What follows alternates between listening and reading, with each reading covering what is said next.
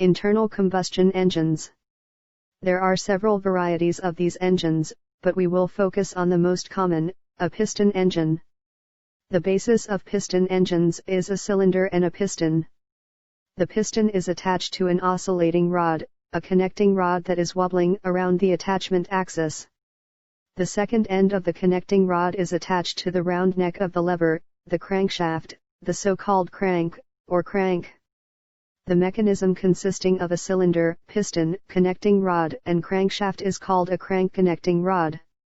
A head is installed at the top of the cylinder.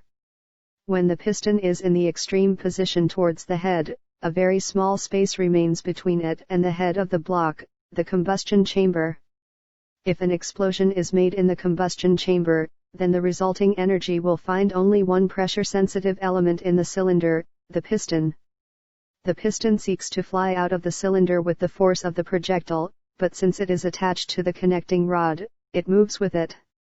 The other end of the connecting rod pushes the lever, the knee, and turns the crankshaft using the force of the explosion.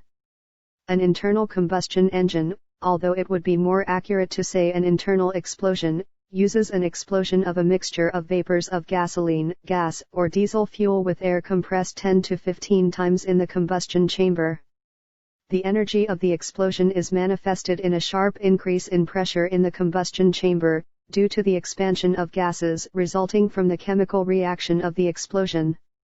A mixture of gasoline vapors and air is sucked in by the piston through the intake valve, which is opened at the right time by the camshaft, directly or through an additional device.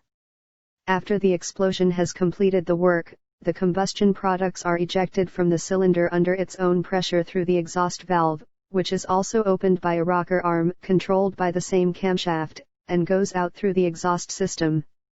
The mechanism consisting of valves, rocker arms, camshaft, intake, and exhaust pipes and other parts is called a gas distribution system.